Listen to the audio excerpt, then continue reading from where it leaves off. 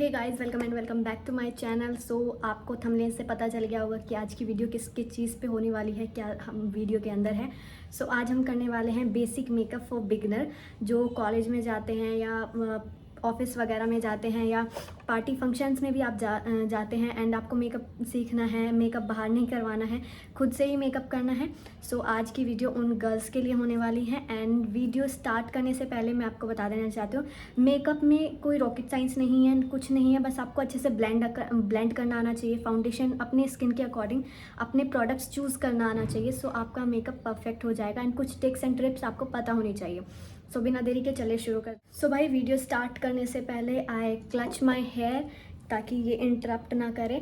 And basically पहले आपको ये चीज़ समझनी होगी। तो मेकअप में आपका स्किन एक तो हाइड्रेट होना चाहिए, जितना हाइड्रेट आपकी स्किन होगी उतना ही स्मूथ आपका बेस बने। मैं अपना मॉइस्चराइज़र यूज़ कर लेती हूँ, ये है फॉक्सटेल का repair moisturiser, skin repair cream. मेरे क्रीम के ढक्कन पे इतनी क्रीम है कि मैं अगले 5-6 दिन तक यही लगा सकती हूँ। इतनी मात्रा में आपको मॉइस्चराइज़र लेना है कि आपकी स्किन हाइड्रेट लगे, ना कि थोड़ा रूखी रूखी हो। अगर रूखी स्किन होगी ना तो मेकअप केकी होगा या ग्रे हो जाएगा।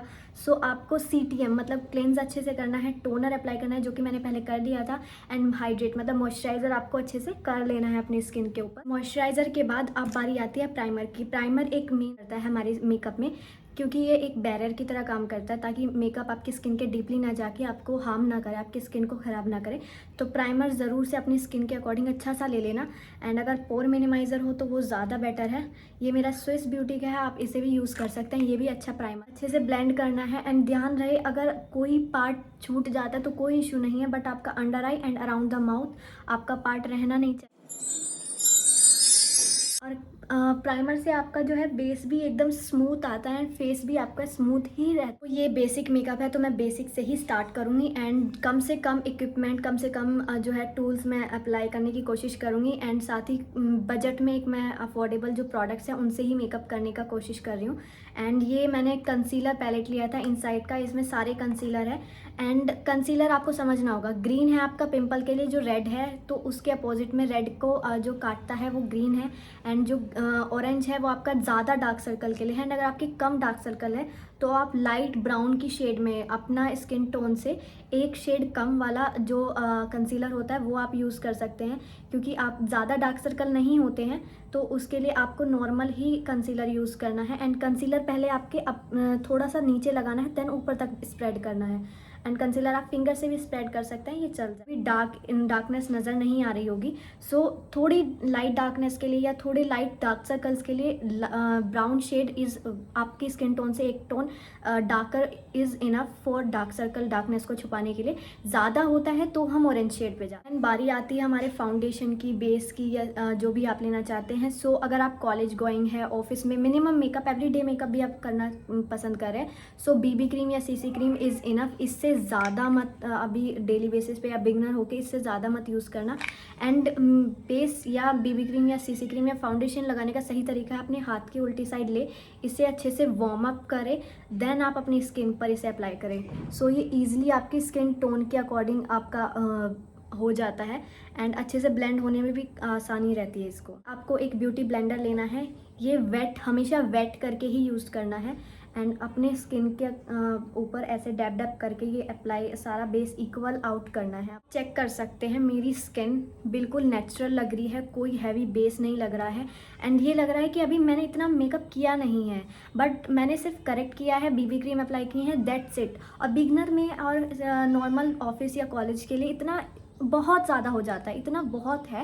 एंड आप चेक कर सकते हैं मेरा बेस कहीं से केकी नहीं है, ग्रे नहीं पड़ा है, नेचुरल है इवन। नेक्स्ट हम बात करते हैं कंसीलर की। कंसीलर आप ये स्विस ब्यूटी का ले सकते हैं, ये लाइट हाई कवरेज देता है बट लाइट वेट रहता है। सो ये आपकी अंडर आई पे इतना इफेक्ट नहीं डालेगा। एंड कंसीलर लगाते वक्त याद रखें, आपको सिर्फ 1 से 2 से या 3 ड्रॉप मैक्सिमम आपको लगानी है, इससे ज़्यादा आपको अप्लाई नहीं करना है, वरना वो ज़्यादा एकदम से भारी भारी फील होगा एंड लाइंस पड़ने के चांसेस। ब्यूटी ब्लेंडर से हम इसको स्प्रेड करेंगे एंड नीचे से स्प्रेड करते हुए, जैसे हमने आपका कलर करेक्टर लगाया था, नीचे से फैलाते हुए ऊपर तक लेके जाना है ताकि ये इवन आउट स्प्रेड हो सके एंड ऊपर तक कम से कम हमारा कंसीलर पहुंचे। एक चीज़ मैंने देखी है कि कुछ लोग कॉम्पैक्ट पहले लगा देते हैं देन ब्लश बाद में लगाते हैं, बट मैं क्या करती हूँ, पहले मैं अपना लिक्विड ब्लश यूज़ करती हूँ। ये NYBE का है, ये मैंने 98 में परचेज़ किया था। बहुत ही लाइट वेट है एंड कॉलेज के लिए, ऑफिस के लिए ये बेस्ट है, क्योंकि वरना लाल परी बन के जाने का शौक तो किसी को भी नहीं होता।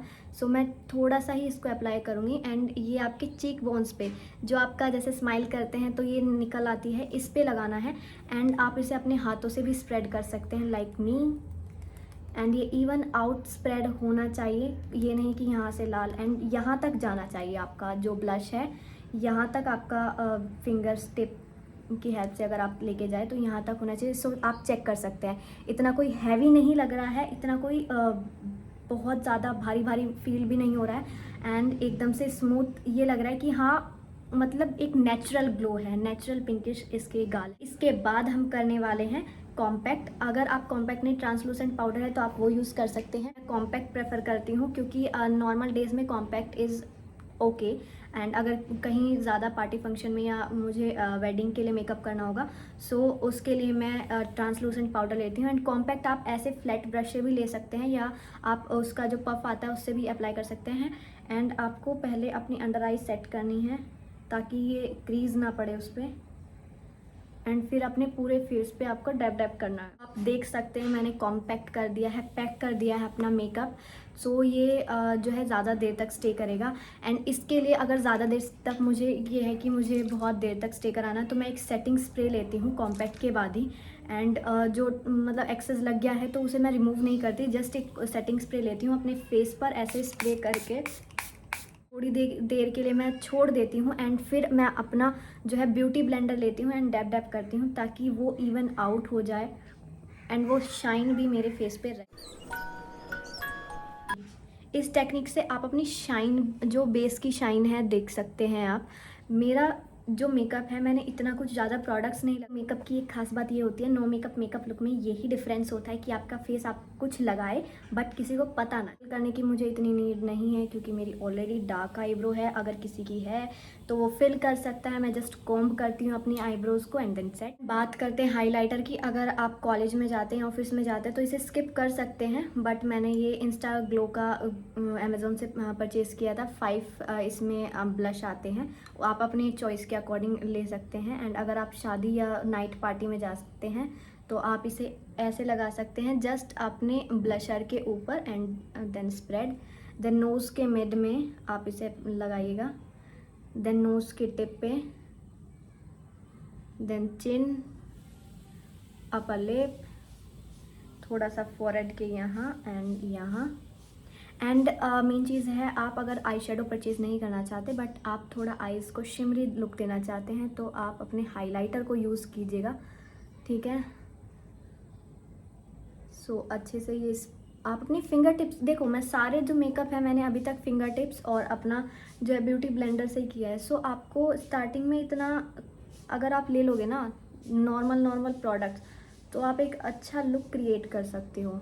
सो मेरी आँख देख सकते हो, अच्छा लग रहा है एंड हाईलाइट भी हो गया है, शाइन भी आ गई है हमारे फेस पे। देन बात करते हैं हम मस्कारा की, अपनी आइज़ को थोड़ा पंप अप करने के लिए। सो मैं मस्कारा ले रही हूँ, ये मस्कारा है स्विस ब्यूटी का।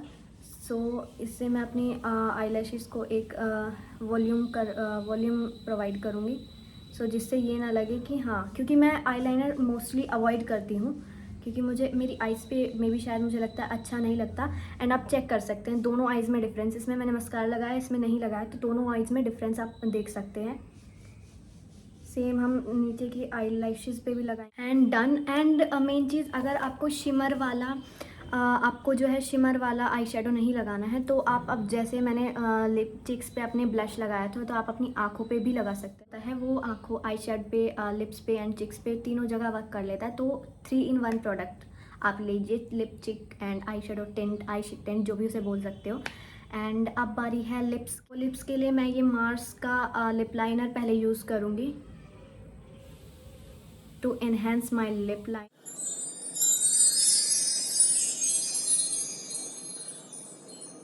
देन मैं यूज़ करने वाली हूँ फॉक्सटेल का lip balm plus lip tint.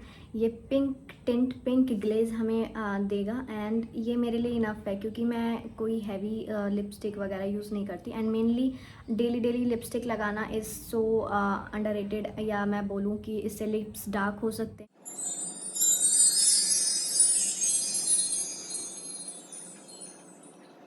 My natural lip colour, भाई कोई नीड नहीं है मुझे लिपस्टिक की, मेरे ऑलरेडी पिंक लिप्स हैं। देन आप चेक कर सकते हैं, ये बहुत ही मिनिमम मेकअप मैंने किया है, नो मेकअप लुक में for beginner and it's enough. अगर आप लाइनर ऐड ऑन करना चाहते हैं, अगर आप लाइनर लगाना चाहते हैं तो मोस्ट वेलकम, आप लाइनर लगा सकते हैं, बट मैं अवॉइड करती हूँ मोस्टली।